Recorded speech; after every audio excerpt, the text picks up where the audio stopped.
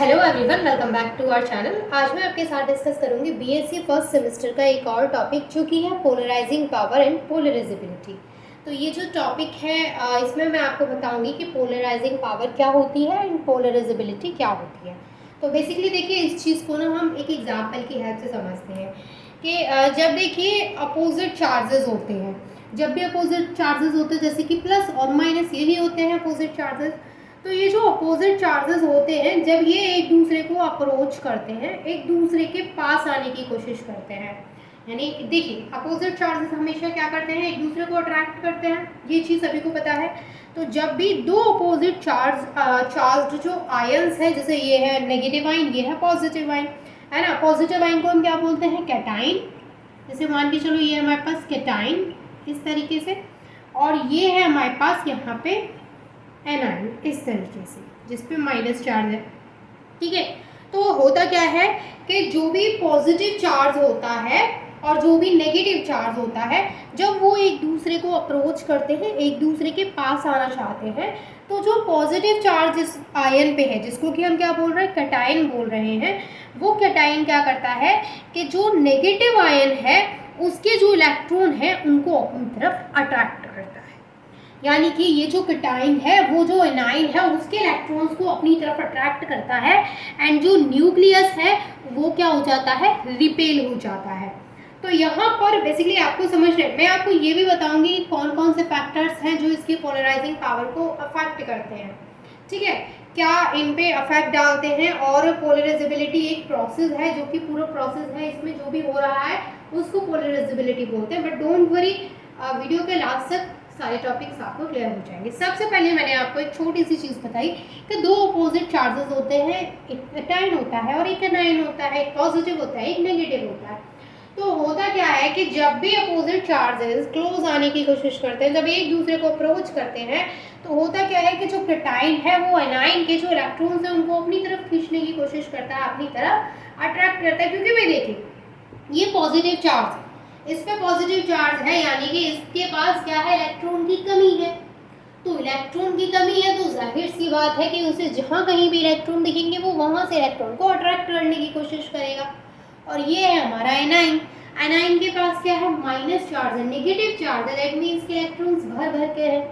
तो वो क्या कर देगा, वो जितना देखो जितने ज़्यादा इलेक्ट्रॉन्स होंगे एनाइन के पास में, वो उतना ही इजीली अपना इलेक्ट्रॉन दान में दे देगा, है ना। वो चीज़ आपको बताऊंगी कि जितना बड़ा साइज उतना ही ज़्यादा अच्छा रहेगा, किसके लिए, पोलराइजेबिलिटी के लिए, है ना। वो चीज़ आपको क्लियर होगी। लेकिन पहले इतनी बात आपको समझ में आ गई होगी कि कैटाइन जब भी इसके पास आएगा तो इलेक्ट्रॉन को अपनी तरफ अट्रैक्ट करेगा। ठीक है, तो जब ये इलेक्ट्रॉन को अपनी तरफ अट्रैक्ट करेगा तो यहाँ पर जो रिजल्ट होगा वो क्या होगा, इन द डिस्टॉर्शन और polarization of the negative ion. Negative ion में आपको पोलराइजेशन देखने को मिलेगा। जैसे इस केस में आप क्या देख पा रहे हैं, इस केस में देख पा रहे हैं आप कि ये है कैटाइन और ये है हमारे पास एनाइन। तो यहाँ पर कोई भी पोलराइजेशन अभी नहीं हुआ, ये क्या है, नो पोलराइजेशन। यहाँ पर अभी तक कोई भी पोलराइजेशन नहीं हुआ है। लेकिन अगर पोलराइजेशन होगा तो क्या होगा, मैंने क्या बोला कि जैसे ही पोलराइजेशन होता है, यानी कैटाइन जैसे ही एनाइन के इलेक्ट्रॉन्स को अपनी तरफ अट्रैक्ट करेगा, खींचेगा, तो क्या होता है कि जो यहाँ पर रिजल्ट आता है उसमें हमें देखने को मिलता है कि जो भी यहाँ पे नेगेटिव आयन है उसमें क्या होता है, डिस्टॉर्शन हो जाता है, उसमें क्या हो जाता है, पोलराइजेशन हो जाता है। तो उसका जो स्ट्रक्चर है वो थोड़ा सा चेंज हो जाता है। एक्चुअल में यहाँ पे होता क्या है कि जब ये कैटाइन यहाँ पर तो कोई भी पोलराइजेशन नहीं हुआ है, यहाँ पे साफ साफ मेंशन है नो पोलराइजेशन, यहाँ पे कोई भी पोलराइजेशन नहीं हुआ है। ये हो गया हमारा डायग्राम 1 जिसमें कि कोई पोलराइजेशन नहीं है। अब मान के चलो कि पोलराइजेशन हुआ तो क्या चेंजिंग आती, किस तरीके से आपको डिस्टॉर्शन या फिर पोलराइजेशन देखने को मिलेगा। तो ये है हमारे पास यहाँ पे कैटाइन, ठीक है, मैं यहाँ लिख देती हूँ इसमें कि ये है हमारे पास कैटाइन, और दूसरा वाला क्या है हमारे पास, यहाँ पर दूसरा वाला आपको पता है कि हमारे पास क्या है, दूसरा वाला एनाइन है। तो आपको पता है कि जब ये इलेक्ट्रॉन को अपनी तरफ खींचेगा, जैसे मान के चलो मैं इसको इधर ना बना के इधर बनाती हूँ, एक सेकंड, जैसे ये मैंने यहाँ पे बना दिया, ये हमारा डायग्राम 1 जो है उसको मैं इधर बनाती हूँ कि ये हमारे पास यहाँ पे कैटाइन, ठीक है, और ये है हमारे पास यहाँ पे एनाइन। ठीक, अब देखो ये जो कैटाइन और एनाइन है इनमें कोई भी पोलराइजेशन नहीं हुआ है अब तक, इतनी बात आपको पता है। अब हमने ये हमारे पास डायग्राम 1 कैटाइन और एनाइन का, ये हमारे पास डायग्राम 2 जिसमें कि हम क्या दिखाएंगे कि पोलराइजेशन हुआ है, डिस्टॉर्शन यहाँ पे हुआ है। तो होगा क्या कि जब ये इलेक्ट्रॉन को यहाँ से अपनी तरफ खींचेगा तो इसका जो स्ट्रक्चर है एनाइन का वो कुछ इस तरीके का बन जाएगा भाई। किस तरीके का कि इस तरफ वो झुकाव दिखेगा आपको इस तरफ, तो जो एनाइन का स्ट्रक्चर है वो कुछ इस तरीके का दिख जाएगा, है भाई, दिखेगा कि नहीं? अरे भाई बोल दो, दिखेगा ना? बिल्कुल दिखेगा। तो यहाँ पर आपको क्या दिख रहा है? यहाँ पर आपको दिख रहा है जो हमारा स्ट्रक्चर बी है, पोलराइज्ड एनाइन। क्या दिख रहा है? Polarized anion. क्या समझ में आया? समझ में ये आया कि जब तक पोलराइजेशन नहीं हुआ है तब तक तो कोई स्ट्रक्चर में चेंजिंग नहीं भाई, नो पोलराइजेशन नो चेंजिंग, है ना। लेकिन जैसे ही क्या हुआ है स्ट्रक्चर बी में कि जब कैटाइन, क्योंकि पता है आपको कि अपोजिट चार्जेस है तो वो अट्रैक्ट तो करेगा ही, तो जैसे ही कैटाइन ने एनाइन के इलेक्ट्रॉन को अपनी तरफ अट्रैक्ट किया, खींचने की कोशिश की, यहाँ पर रिजल्ट में देखा गया पोलराइज्ड हो गया एनाइन, यानी कि यहाँ पे जो डिस्टॉर्शन है, जो पोलराइजेशन हुआ है वो किस में हुआ है? नेगेटिव आयन में हुआ है। तो यहाँ पर क्या होता है कि एक बॉन्ड बनता है इनके बीच में। अब इनके बीच में कौन सा बॉन्ड बनेगा वो डिपेंड करता है इसकी पोलराइजिंग पावर पर, इसकी डिग्री ऑफ पोलराइजेशन पे। जैसे मैंने क्या बोला कि यहाँ पर ये पोलराइज्ड हुआ है ना, तो यहाँ पर जो टाइप ऑफ बॉन्ड फॉर्म होगा वो किस पे डिपेंड करेगा? इसकी डिग्री ऑफ पोलराइजेशन पे, इसकी डिग्री ऑफ पोलराइजेशन पे। कैसे? पहले ये चीज़ लिखिए, मैं इसको यहाँ से हटा दूँ डायग्राम को, आप प्लीज़ डायग्राम जरूर बनाइएगा क्योंकि बिना डायग्राम के आप इसको ज़्यादा अच्छे से नहीं समझा सकते हैं, क्योंकि डायग्राम इसमें इंपॉर्टेंट रोल प्ले करता है। ठीक है, इतनी बात आपको समझ में आ गई है, इतनी बात समझ में आ गई है। तो मैंने आपको क्या बोला अभी कि जो यहाँ पे मैं आपको थोड़ा सा लिखवा दूँ इसके बारे में, फिर बताती हूँ। ठीक है, आप देखिए मैंने आपको जो भी चीज़ अभी एक्सप्लेन की थी वो सारी चीज़ मैंने यहाँ पे नोट कर रखी है, क्योंकि डायग्राम की हेल्प से मैंने एक्सप्लेन तो की, बट आप उसको कैसे लिखेंगे वो चीज़ आपको पता होनी चाहिए। तो सबसे पहले आप जो मैंने यहाँ पर ये इतना लंबा सा लिखा है, मतलब इतनी एक पैराग्राफ टाइप का लिख दिया है, वो आपको नोट करना है, देन आपको डायग्राम ड्रॉ करना है। मैं आपको एक बार इसको समझा देती हूँ।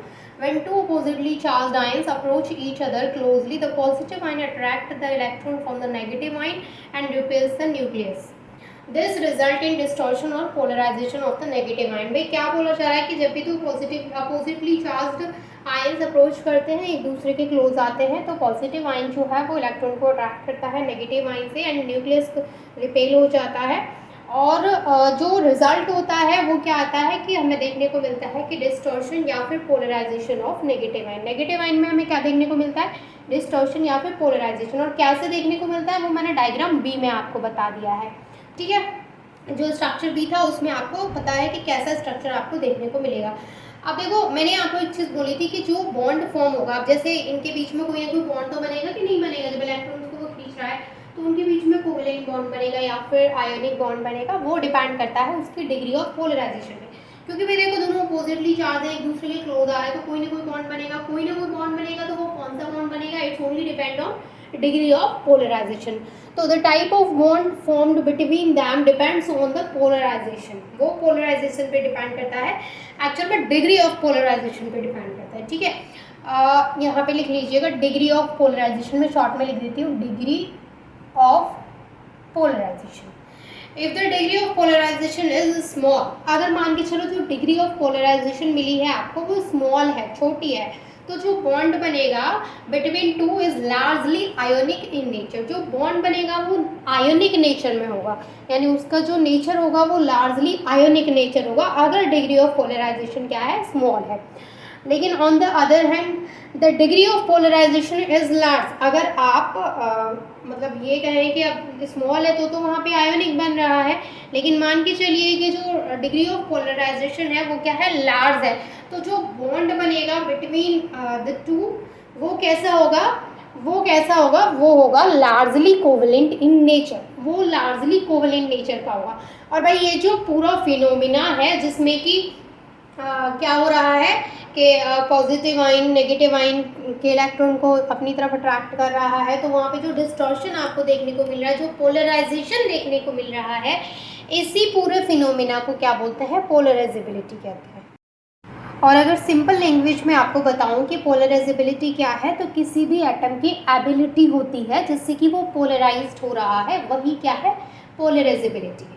किसी भी एटम की एबिलिटी पोलराइज्ड, जो भी एटम है वो उसके पास जो एबिलिटी है जिससे कि वो पोलराइज्ड हो रहा है, वही क्या बोलते, उसी को क्या बोलते हैं, उसी को पोलराइजेबिलिटी बोलते हैं। इतनी चीज़ क्लियर है, तो मैं आपको फैक्टर अफेक्टिंग करा देती हूँ, ठीक है। आप इसके बाद डायग्राम ज़रूर ड्रॉ कर लीजिएगा। देखिए भाई, अब मैं आपके साथ डिस्कस कर रही हूँ factor affecting the polarization of ions. जो भी आयंस है, कैटायन है, एनाइन है, तो उनको कौन कौन से फैक्टर्स हैं जो अफेक्ट करते हैं। तो जैसे सबसे पहले हम ले लेते हैं कि जो कैटायन और एनाइन है उसको चार्ज किस तरीके से अफेक्ट करता है, क्योंकि आपको पता है कि इस पर क्या होते हैं, पॉजिटिव और नेगेटिव चार्ज होता है। तो चार्ज के इंक्रीज या फिर डिक्रीज होने से क्या इफेक्ट पड़ता है, उसकी पोलराइजिंग पावर पे। तो हमने यहाँ पे दोनों ले रखे हैं कि चार्ज ऑन कैटाइन और एनाइन, में दोनों का एक ही साथ करा रही हूँ कि अगर आप चार्जेस की बात करें कि आपका या वो कैटाइन है या फिर एनाइन है, तो उसके ऊपर अगर आप चार्ज की बात करें, तो मान के चलो पहले हम कैटाइन की बात कर रहे हैं। तो जो कैटाइन है हमारे पास ये, उस पर जब चार्ज इंक्रीज होता है तो इसकी पोलराइजिंग पावर भी इंक्रीज होती है। रीज़न क्या है इसके पीछे, बिहाइंड द रीज़न ये है कि जैसे आपको पता है कि कैटाइन पे चार्ज इंक्रीज हो रहा है, दैट मीन्स कि उस पर क्या है, इलेक्ट्रॉन्स की कमी हो रही है। भाई सिंपल सी चीज़ है, जितना ज़्यादा चार्ज उतनी कमी इलेक्ट्रॉन्स की, पॉजिटिव चार्ज की बात कर रही हूँ मैं। तो जितना ज़्यादा पॉजिटिव चार्ज उस पर बढ़ रहा है, उतना ही ज़्यादा उसकी जो टेंडेंसी है इलेक्ट्रॉन को अपनी तरफ अट्रैक्ट करने की, वो क्या है, वो भी इंक्रीज हो रही है। तो जितना उस पर चार्ज बढ़ जाएगा वो उतना ही इफेक्टिवली इलेक्ट्रॉन को अट्रैक्ट कर सकता है। दैट्स वाई जो कैटाइन है उस पर चार्ज बढ़ने से उसकी पोलराइजिंग पावर भी इंक्रीज होती है। Charge increase, polarizing power is also increase, ठीक है। अब एनाइन की बात करूं मैं, तो एनाइन का केस, वैसे एनाइन पे तो माइनस चार्ज होता है, बट केस क्या है, सेम है कि एनाइन का अगर चार्ज बढ़ रहा है एनाइन के ऊपर, तो उसकी भी पोलराइजिंग पावर क्या है, बढ़ेगी। अच्छा, इसका रीज़न क्या होगा, क्या इसका सेम रीज़न होगा, जी नहीं, बिल्कुल भी नहीं। सेम रीज़न तो हो ही नहीं सकता, ये पॉजिटिव है ये नेगेटिव है, एक इलेक्ट्रॉन खींच रहा है दूसरा इलेक्ट्रॉन भेज रहा है अपने पास है, तो जाहिर सी बात है रीज़न सेम नहीं होगा। तो क्या रीज़न है इसके पीछे, इसके पीछे का रीज़न ये है कि जब एनाइन का चार्ज बढ़ता है, एनाइन पे चार्ज यानी कि नेगेटिव चार्ज बढ़ेगा, नेगेटिव चार्ज बढ़ेगा, इसका मतलब क्या है भाई, नेगेटिव चार्ज बढ़ेगा इसका मतलब क्या है कि नेगेटिव चार्ज बढ़ने का मतलब है कि उसके पास इलेक्ट्रॉन्स और ज़्यादा आ गए, इलेक्ट्रॉन्स और ज़्यादा आ गए, इसका मतलब उसका साइज और ज़्यादा बढ़ गया। तो जितने ज़्यादा उसका साइज बढ़ गया, मतलब पोलराइजेबिलिटी ऑफ एनाइन जो होती है, वो जैसे ही उसका चार्ज इंक्रीज होता है वैसे ही उसकी जो पोलराइजेबिलिटी है वो भी इंक्रीज हो जाएगी, जो पोलराइजिंग पावर है वो भी इंक्रीज हो जाएगी। रीज़न क्या है इसके पीछे, रीज़न सिर्फ यही है कि जो एनाइन है जैसे ही उसमें ज़्यादा इलेक्ट्रॉन्स आ जाएंगे, उसका साइज बढ़ जाएगा, तो जो आउटर मोस्ट जो इलेक्ट्रॉन है उसको वो ईजीली वहाँ से निकाल देगा, मतलब ईजीली उससे कैटाइन खींच लेगा। इस तरीके से आप समझ लीजिए, ठीक है। तो दोनों के केस में चार्जेस इंक्रीज होंगे तो polarizing power will also increase, ठीक है। नेक्स्ट है साइज ऑफ कैटाइन और एनाइन। अगर हम कैटाइन और एनाइन के साइजेस की बात कर रहे हैं, तो कैटाइन के अगर मैं साइज की बात करूं, तो जितना छोटा साइज होगा उतनी ही पोलराइजिंग पावर उसकी क्या होगी, उतनी ही पोलराइजिंग पावर उसकी इंक्रीज होगी। क्यों भाई, देखो जितना छोटा साइज का मतलब समझ रहे हैं कि उतना ही ज़्यादा उसमें पॉजिटिव चार्ज। देखो साइज छोटा कब होता है, जब उसमें से इलेक्ट्रॉन्स को आप निकालते जाएंगे, तो बाहर के जब आप इलेक्ट्रॉन्स को निकालते जा रहे हैं तो उसमें पॉजिटिव चार्ज बढ़ता जा रहा है और उसका साइज छोटा होता जा रहा है। तो जितना साइज छोटा होगा उतनी ही ज़्यादा उसकी पोलराइजिंग पावर होगी, उतना ही ज़्यादा वो इलेक्ट्रॉन को अपनी तरफ अट्रैक्ट कर पाएगा। अगर मैं एनाइन की बात करूं, तो एनाइन के केस में क्या है, साइज छोटा नहीं होना चाहिए, साइज बड़ा होना चाहिए, क्योंकि जितना बड़ा साइज होगा उतना ही क्या होगा, आउटर मोस्ट इलेक्ट्रॉन और न्यूक्लियस के बीच का जो डिस्टेंस है वो बढ़ जाएगा। डिस्टेंस बढ़ेगा तो क्या होगा कि वहाँ से जो आउटर मोस्ट इलेक्ट्रॉन है उसको कैटायन इजीली अट्रैक्ट कर लेगा। Am I right और रॉन्ग? आप बताइए, खुद सोच के देखिए कि जब इलेक्ट्रॉन है, जैसे मान के चलो ये है हमारे पास न्यूक्लियस, तो ये है हमारे पास यहाँ पे न्यूक्लियस और ये है हमारे पास आउटर मोस्ट शेल। अच्छा, एक ये मान के चलो पहले हमारे पास ये है आउटर मोस्ट शेल, मैं इसको हटा देती हूँ, ये है हमारे पास एनाइन। ठीक है, अब देखो यहाँ पर इसके बीच में जो डिस्टेंस है वो क्या है, कम है, तो ये अपने इलेक्ट्रॉन को पकड़ के रखेगा, तो इसके इलेक्ट्रॉन को कोई और खींच के ले जाए, किसी की मजाल है क्या भाई? बहुत हिम्मत चाहिए किसी के इतने नज़दीक से इलेक्ट्रॉन को लेके जाने की, है ना। लेकिन अगर यहीं मैं इसका साइज जो है, जो आउटर मोस्ट सेल है वो इतनी दूर हो जाए इससे, मतलब और सेल तो होंगी डेफिनेटली, बट मैं कह रही हूँ आउटर मोस्ट सेल इतनी दूर हो जाए तो इतना डिस्टेंस बढ़ गया, तो अब कोई भी आएगा इजीली बाहर से लेके भाग जाएगा सामान। अब जैसे ऐसे समझ लो भाई, चोर आया, एक है आपका जो गोल्ड है, आप सो रहे हैं जिस कमरे में, ठीक है, आपका गोल्ड आपकी तिजोरी में रखा है भाई, लॉकर में रखा है, और एक आपका जो गोल्ड है वो बाहर आपके गेस्ट रूम में रखा है जिसमें कि कोई भी नहीं सो रहा है ना। या फिर सोच लो कि कोई सो रहा है लेकिन वो ऐसे ही कोई भी ऐसी अलमारी है जिसमें बिना लॉक किए आपने रख रखा है, तो जाहिर सी बात है चोर आएगा इजीली उसको लेके भाग जाएगा।